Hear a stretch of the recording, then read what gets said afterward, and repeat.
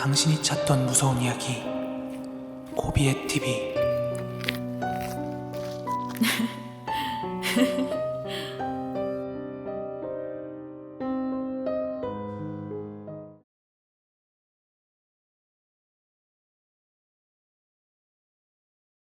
제가 초등학교 다닐 때 이야기입니다. 때는 아마 2000년도였을 겁니다. 제가 살던 동네는 빈민가나 다름없었어요. 판자로 이루어진 집들이 많았고 아파트라고 해도 매우 허름하고 임대 아파트가 대부분이었어요. 친구들도 집안 수준이 다 고만고만해서 다들 가깝게 지냈던 기억이 납니다.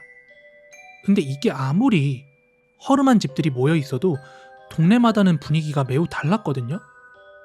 학교가 산비탈에 지어진 학교였는데 학교 좌우 동네의 분위기가 완전 판이했어요. 한쪽은 판잣집이 많았지만 사람들이 나와서 수다도 자주 떨고 청소하시는 분들도 자주 보이고 좀 활기 있는 분위기였다면, 반대쪽은 판잣집과 주택이 섞여 있는데 사람 지나다니는 것도 안 보이고 왠지 모르게 동네가 좀 음산했어요. 우리 학교에는 그 음산한 동네가 내려다 보이는 곳이 있었는데 배수시설이랑 약간의 공터가 있어서 아이들이 숨바꼭질 같은 거라면 그 공터로 내려가서 숨기도 했습니다.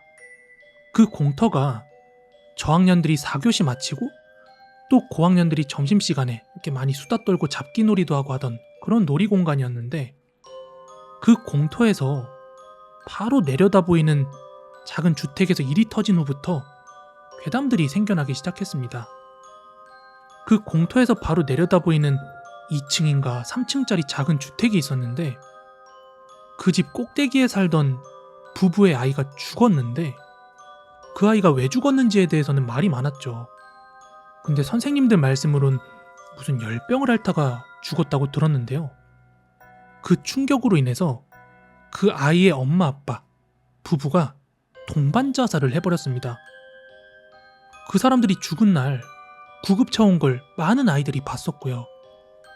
그러다 보니까 그 후로 그 집이 내려다 보이는 공터에서 뭐 별의별 이야기가 다 쏟아져 나왔는데, 예를 들면 그 공터에 있는 하수구에서 핏물이 흐르는 걸 봤다느니, 또 뭐 그 집을 오래 쳐다보고 있으면 밤에 귀신이 잡아간다느니, 뭐 그런 시시한 이야기가 주였던 것 같습니다.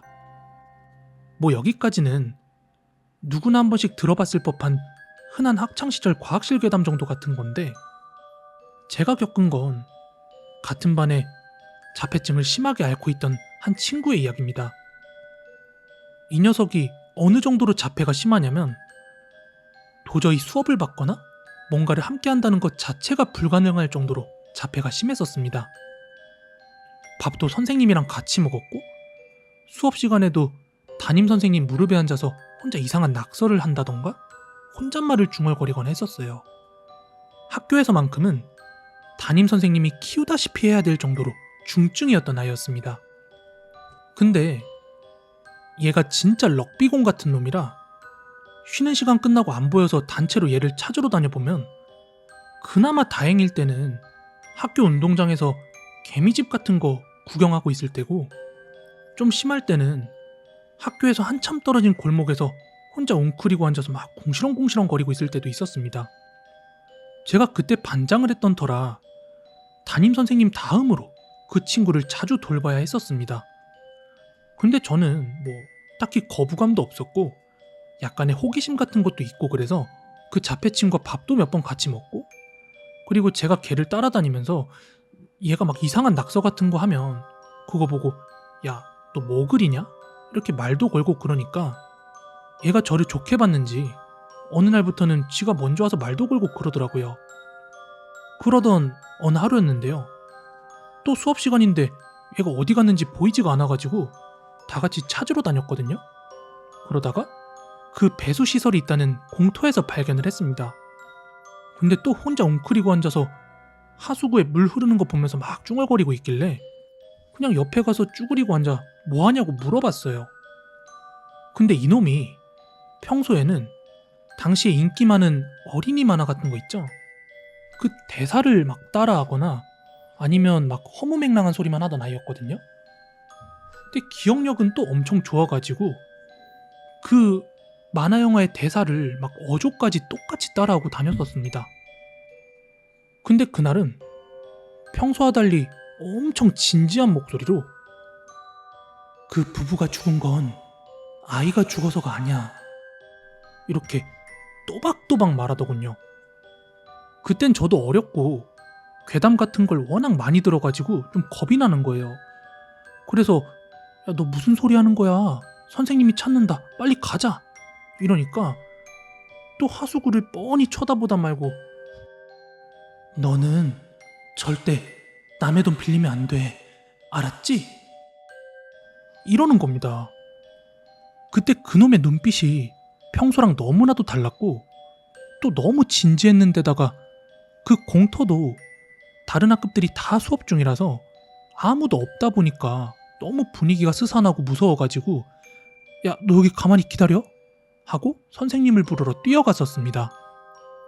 또 한 번은 제가 학년이 올라가고 얘랑 바로 옆반인가 그랬을 텐데 그 당시 저랑 같은 반 친구 하나가 같이 식당에서 밥을 먹다가 그 자폐 친구를 엄청 놀렸던 적이 있어요.